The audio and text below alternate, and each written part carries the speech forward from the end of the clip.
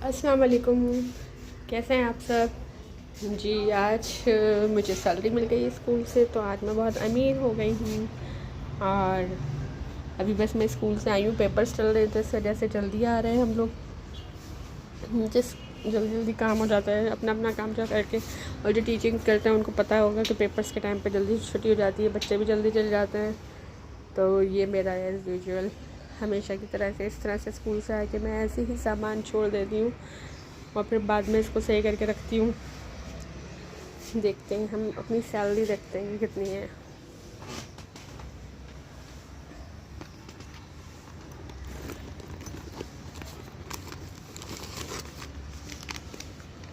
$17,000 और मेरी पूरी सैलरी है, क्योंकि इस बार मैंने कोई ऑफ नहीं किया था, ना मैंने कोई छुट्टी की है, ना मैं कोई लेट गई हूँ।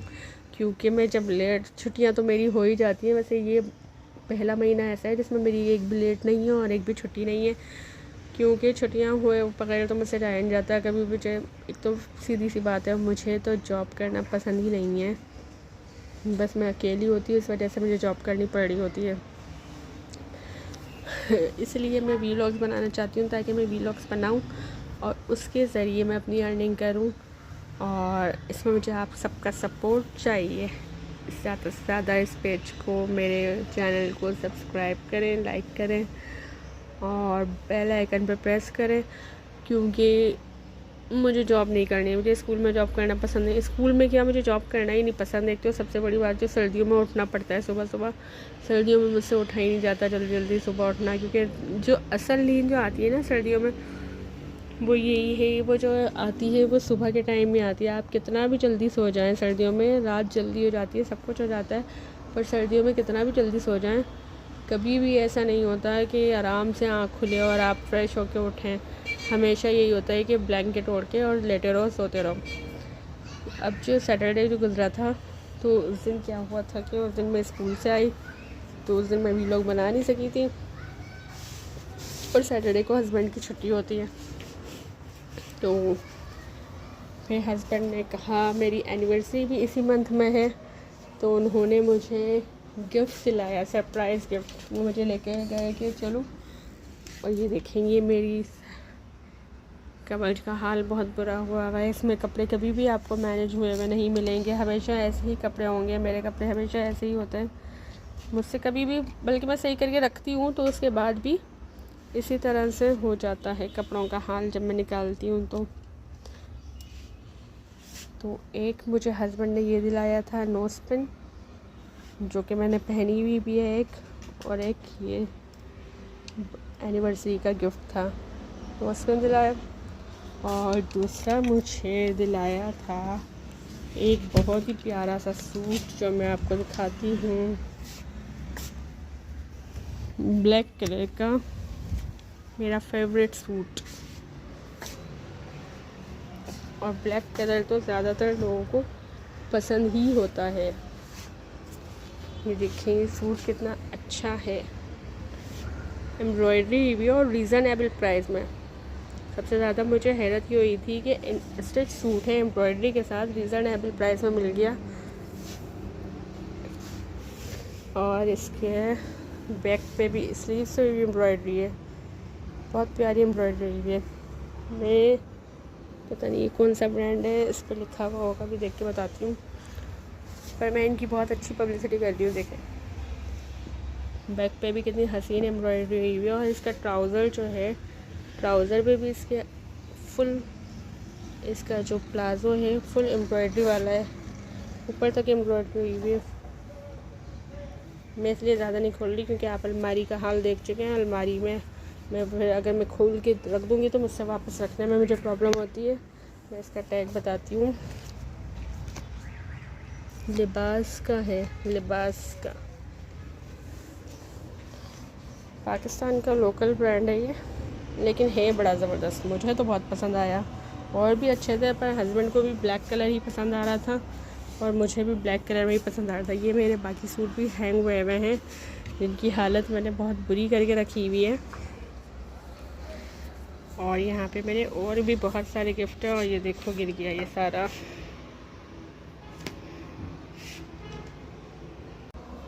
इनमें से मैंने इसको हैंग कर दिया है। इनमें से इतने सारे काफ़ी सारे सूट ऐसे हैं जो मैंने एक बार भी नहीं पहने हैं और कुछ एक बार पहनने के बाद दोबारा नहीं पहने हैं। जैसे कि ये मुझे बहुत पसंद है, ये मैंने पहन लिया है, काफ़ी पहना है ये वाला सूट वाइट कलर का, पर ये मुझे बहुत पसंद है और ये मैंने बस सिर्फ 2 बार पहना है। और ये मेरा जहेज़ का सूट, बस मुझे इस बात की अभी तक खुशी होती है कि ये फ़्रॉक मेरी अभी तक आती है जहेज़ की। और सबसे ज़्यादा लड़कियों की खुशी की बात यही होती है कि उनके पुराने कपड़े उनके दोबारा से आने लग जाएं। पर मैं कोई इतनी पतली नहीं हुई हूँ, लेकिन ये फ़्रॉक आ जाती है मेरे। अब अभी इसलिए आती है क्योंकि इसके ऊपर कोटी है। ये मैंने एक बार पहना है, एक बार पहनने के बाद इसको कभी हाथ ही नहीं लगाया है। गर्मियों में मैंने ये ईद पे बनाया था ग्रीन कलर का सूट, और ये भी मैंने एक बार पहना है, ब्लू वाला है, क्योंकि ये मुझे बहुत पसंद था। पर ये देखें, इस पे ये इस्त्री करते हुए, प्रेस करते हुए ये जल गया, तो जलने का निशान हो गया। इस वजह से मैंने इसे दोबारा पहना ही नहीं अभी तक। ये सूट जो मेरा अंदर लगा हुआ है ये बहुत पसंद है मुझे। ये जलबरी से लिया था मैंने, इसकी एम्ब्रॉयडरी बहुत अच्छी है ये।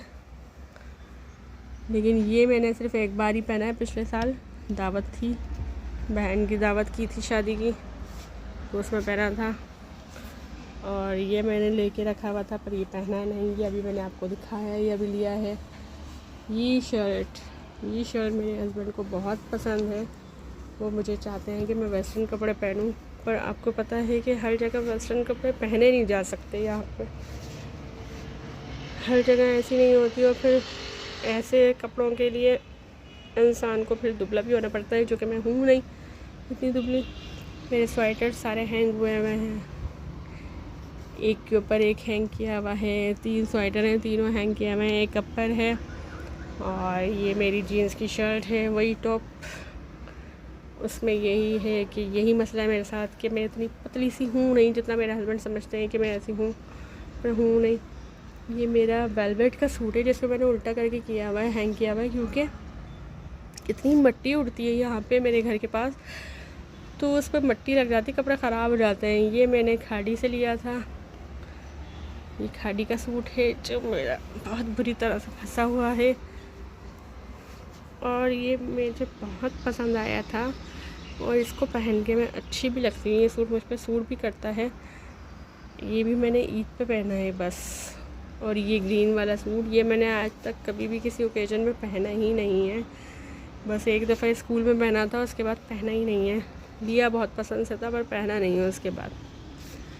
ये मेरे बहुत सारे कपड़े ऐसे हैं, यहाँ पे पीछे भी बहुत सारे ऐसे रखे हुए हैं जो अनस्टिच हैं, जो पहने नहीं हैं। कल मैं अब यही कर रही थी, कल जब संडे था तो मैं यही कर रही थी, अपनी अलमारी में से सारे कपड़े अनस्टिच वाले निकाल रही थी, ताकि जो है मैं यहाँ से सारे ये देखें सिलवाने के लिए दूँ। अभी भी मैंने 3 देकर आई हूँ सूट सिलने के लिए अपनी फ्रेंड को, मेरी फ्रेंड सीती है। लेकिन अभी भी मेरे पास एक ये शर्ट रखी हुई है जो मुझे गिफ्ट मिला था बर्थडे पे। ये मेरा सूट रखा हुआ है ग्रीन कलर का, निकालूंगी नहीं पूरा, क्योंकि निकालने में मुझे बहुत सुस्ती आती है वापस रखने में। एक ये सूट है, ये पिछले साल हस्बैंड ने दिलाया था, ये बहुत मुझे पसंद आया था, पर अभी तक सिलवाया ही नहीं है मैंने, क्योंकि सिलवाने के सूट लेना मुश्किल नहीं था, सूट लेने के बाद उसकी सिलाई देना बड़ी मुश्किल हो जाती है। उसकी सिलाई के पैसे इतने होते हैं कि इंसान को ना जितना सूट ना ले। इससे तो मैं तो अब यही सबको रेफ़र करूँगी, रिकमेंड करूँगी कि सब जो है वो ज़्यादातर आजकल सेल लगी हुई है अलकरम वगैरह पर। देखिए आज मैं सबकी पब्लिसिटी कर रही हूँ, सेल लगी हुई है, तो आराम से रेडीमेड सूट लेने हर साइज़ में मिल जाते हैं। और अगर साइज़ ना भी हो, थोड़ा बहुत ऊपर नीचे हो, तो उसको अल्टर करवा भी लिया जाता है। ये की चैन है बहुत प्यारी सी, जो मुझे मेरे भांजे ने मेरे भांजे ने दी थी, मोहम्मद मुस्तफ़ा ख़ान ने, और इन्हीं का भाई है मोहम्मद इब्राहिम ख़ान। दोनों ट्विंस हैं, पर आइडेंटिकल नहीं है, फेस सेम नहीं है, पर बाय बर्थ ट्विंस हैं। इसी के साथ मुस्तफ़ा के साथ ही जो है इब्राहिम भी मेरे लिए कीचेन लेकर आया था, लेकिन वह कीचेन भी अपनी मर्ज़ी से लेकर आए थे एवेंजर्स की। और जब मुझे देने का वक्त आया, गिफ्ट देने का वक्त आया मेरी बर्थडे पे, तो उनको ऐसा लगा कि एवेंजर्स की चेन है तो वो तो खाला को देनी ही नहीं है, वो तो मैं अपने पास रख लूँ। तो मुझसे उन्होंने कहा खाला ये मैं ले लूँ। मैंने कहा ओके आप ले लो, ये रख लो। तो उन्होंने वो चेन जो मेरे गिफ्ट के लिए लेकर आए थे वो दी ही नहीं मुझे। ये देखो आधे अधूरे काम।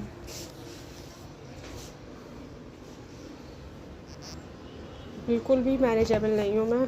इसकी मैंने ये दुपट्टा है उल्टा हुआ है, ये भी खाड़ी का सूट है। ये मैंने 2 साल पहले लिया था और मैंने ये अब पहना है। पर्पल कलर का सूट, बहुत प्यारा सा सूट है। शर्ट इसकी पर्पल है और ट्राउज़र इसका मस्टर्ड है।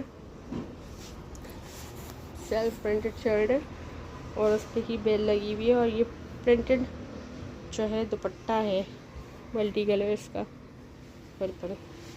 ये मैंने फ़र्स्ट टाइम अभी पहना है जब दावत थी। बहुत सारे सूट मेरे ऐसे हैं, अभी भी अंदर भी ऐसे कोई रखे हुए होंगे। इसकी शर्ट और ट्राउज़र जो है वो गया हुआ है, मैंने साइज़ दिया हुआ है मेजरमेंट के लिए अपनी फ्रेंड को, क्योंकि उनको सिलाई करनी थी।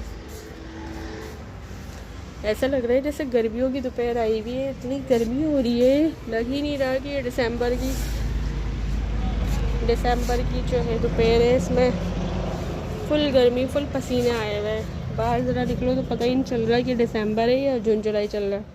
खैर वैसे भी गर्मियाँ जो है वो सारा साल ही रहती है। यहाँ कराची में तो ज़्यादा ही, सर्दियाँ भी नहीं होती हैं। कराची में तो सर्दियाँ होती ही नहीं है, सर्दी कम होती है। कराची में तो हम सर्दी का भी 3 मौसम एंजॉय करते हैं।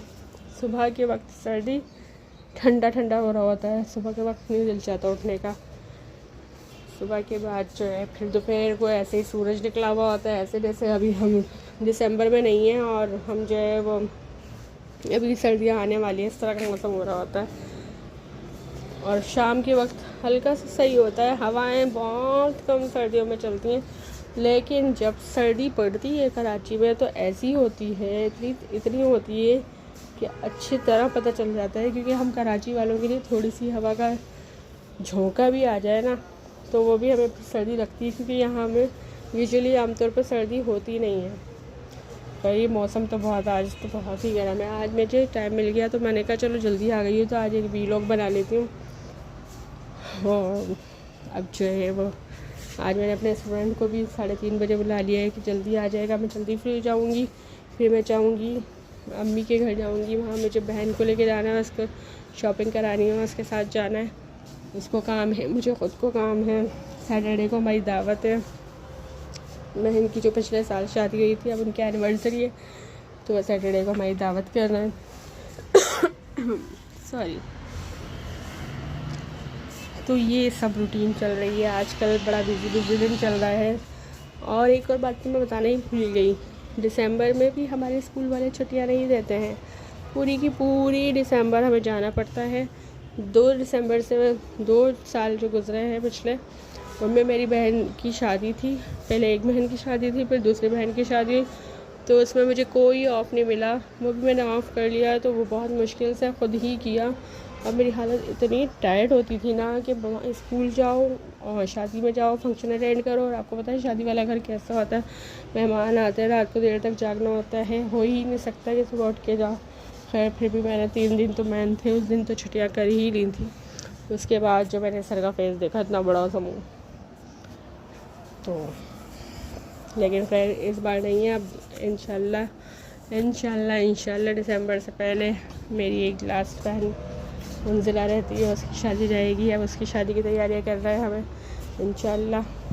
बस दुआ है अल्लाह ताला सब लड़कियों के नसीब अच्छे करे। शादियां तो हो ही जाती हैं, बस माँ बाप के घर में लड़कियां अपने बहुत खुश रहती है। मैं तो सबको यही मशवरा दूँगी कि माँ बाप के घर में जो लड़कियों को सुकून है ना, क्योंकि शादी से पहले लोग होते हैं, बातें करते हैं, बोलते हैं कि शादी नहीं हुई, फिर लड़कियां भी फील करने लगती हैं, पर ऐसा नहीं है। जो शादीशुदा है वो आपको बहुत अच्छी तरह एक्सप्लेन करेंगी कि शादी से पहले वाली ज़िंदगी बहुत अच्छी होती है। शादी से के बाद का नसीब पता ही नहीं होता। माँ बाप होते हैं अपनी बेटी को हर तरह का ख्याल रखते हैं, हर तरह से, किसी भी हाल में हो, हर तरह की तालीम भी देते हैं, खाना पीना भी हर तरह के हाल में खुश रखते हैं, क्योंकि वो अपने बच्चों पे जान छिड़कते हैं। लेकिन ज़ाहिर सी बात है जब हम दूसरे के घरों में जाते हैं तो वो आप कितना भी कह लो कि उनको माँ बाप समझ लो या वो आपको बेटी समझ लें, ऐसा होता नहीं है। असल ऐसी रियलिटी है नहीं। अगर ऐसा होता भी होगा तो ये बहुत 99.9% ऐसे होते होंगे, जो 1% से भी कम ऐसे होते होंगे जिनके ससुराल बहुत अच्छे होते होंगे या जिनको बहुएं बहुत अच्छी मिलती होंगी। वरना अल्लाह ताला से सब बेटियों के, सब लड़कियों के नसीब अच्छे करें, क्योंकि बहुत मुश्किल होती है शादी के बाद। एक तो लड़की वैसे ही दूसरे घर से जाती है अपने लाडों में, किसी भी, मैं तो यही कहती हूँ, चाहे अमीर घराने की हो, गरीब घराने की लड़की हो, पर कैसी भी हो ना, तो वो इतने, अब माँ बाप तो हर तरह से अच्छा करके उसे पालते हैं, लेकिन जब हम कहीं और जाते हैं वहाँ एडजस्ट करना हमारे लिए मुश्किल होता है। लड़कियाँ ट्राई कर भी रही होती हैं, कोशिश कर भी रही होती हैं, पर वो जो इतने सारे लोग होते हैं ना, उनको देख के भी कंफ्यूज रहते हैं। ससुराल होता है पूरा भरा हुआ, और ससुराल वालों को भी मैं कहती हूँ कि उनको भी एडजस्ट करना चाहिए। उनको भी ये सोचना चाहिए कि ये जो लड़की आई है ये एक अलग माहौल से आई है, आप उसको थोड़ा प्लेस दें, उसको थोड़ा समझने का टाइम दें, वो आपको सब कुछ करके देगी। और कहीं पे बाल जगह ऐसा होता है कि ससुराल वाले अच्छे होते हैं, पर लड़कियां ऐसी होती हैं कि वो समझती हैं कि नहीं हम ही हैं, हम ही 30 मार हैं। खैर होता तो यही है, ज़्यादातर दोनों तरफ से ही हाथ बराबर का होता है, लेकिन ज़्यादातर मैंने ये देखा है कि ससुराल वाले जो है वो एडजस्ट नहीं कर पाते, फिर वो लड़कियों के ऊपर आता है। पर लड़कियों को इसलिए मैं कहती हूँ कि सब्र से काम लिया करें, थोड़ा संभल के काम लिया करें, क्योंकि देखें जब एक बार शादी हो जाती है ना, तो उसके बाद की ज़िंदगी जो है, उसके बाद आपके पास हस्बैंड का नाम का लेबल लगना ज़रूरी है। जब तक आपके पास हस्बैंड का नाम का लेबल होगा ना, चाहे वो कैसा भी हो, आपका शौहर आपके लिए बोलता है, स्टैंड लेता है, नहीं लेता, जैसा भी हो, पर अगर वो आपके साथ लगा रहेगा ना उसका नाम, तो आपको दुनिया में इज़्ज़त दी जाएगी, वरना आप भूल जाएंगे। शादी के बाद रिश्ते चेंज हो जाते हैं, ये बात माननी पड़ेगी। शादी के बाद माँ बाप करेंगे, बहनें करेंगी, कितना करेंगी, बहनें भाई सब करते हैं, लेकिन ना उनकी अपनी भी ज़िंदगी होती है, उनकी अपनी भी लाइफ होती है, उनको हर तरह से देखना पड़ रहा होता है। सिर्फ एक अकेली एक बेटी नहीं होती। और अगर बहुत सारे उसमें ऐसा होता भी है कि माँ बाप बुला लेंगे, आओ अपना घर छोड़ कर आ जाओ, तो उसके बाद फिर उनके जो, अगर किसी के बच्चे हो गए और फिर उसके बाद सेपरेशन हो गई, तो एक अलग से एक कहानी, क्योंकि मेरी उसमें इस तरह की बातें मैंने अपनी लाइफ में बहुत देखी है। मेरी ऐसे लोगों से बहुत मुलाकात हुई है, हर तरह से। जो स्कूल में ही हूँ मैं, तो स्कूल में टीचिंग के टाइम पे ऐसे हर तरह की, जाहिर सी बात है, लेडीज़ आती है, टीचर्स आती हैं, तो वो सबका एक अलग अलग चीज़ पता चलती है कि किसी के साथ कोई प्रॉब्लम, किसी के साथ कोई प्रॉब्लम। बहुत मुश्किल ज़िंदगी हो जाती है उस वक्त। तो शुरू में तो हाँ भाई हाँ हम कर लेंगे, और घर वाले भी कहते हैं कि छोड़ दो हम कर लेंगे, बस करना पड़ता है, एडजस्ट करना पड़ता है, थोड़ा बर्दाश्त करना पड़ता है। अल्लाह ताला से दुआ मांगे, अल्लाह ताला से मांगते रहें, अल्लाह ताला बिल्कुल देता है।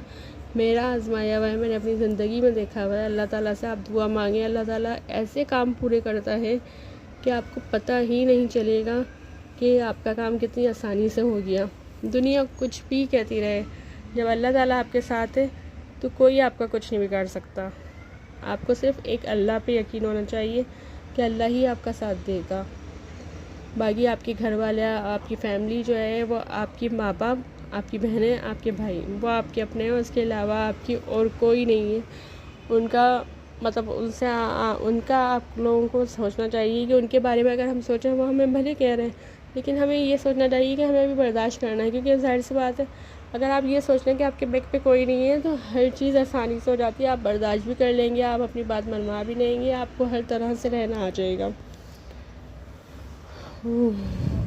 कितना बोल लिया मैंने, 2:30 बजे। इस पे तो मैं बहुत अच्छी सी तकरीर कर सकती हूँ, क्योंकि मुझे इस बात पे, मैं चाहती हूँ कि मैं लोगों को अपना ये मैसेज पहुँचाऊँ, गर्ल्स को, लड़कियों को, और पेरेंट्स को, लड़के वालों को भी, लड़कियों वालों को भी, सबको ये पहुँचाना चाहती हूँ कि खुदा लड़कियों की ज़िंदगी तबाह ना करे।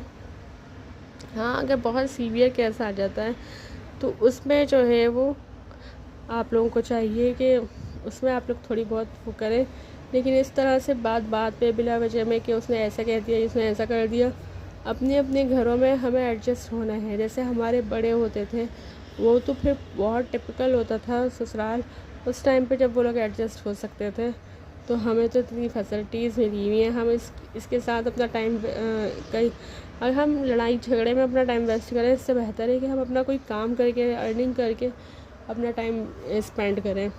तो इन चीज़ों में, फालतू चीज़ों में, लड़ाई में कुछ भी नहीं रखा हुआ। बस आज का मैं इतना ही मैसेज दूँगी। चलो अब मैं अपना थोड़ा बहुत काम कर लेती हूँ। ओके बाय, अल्लाह हाफ़िज़, टेक केयर।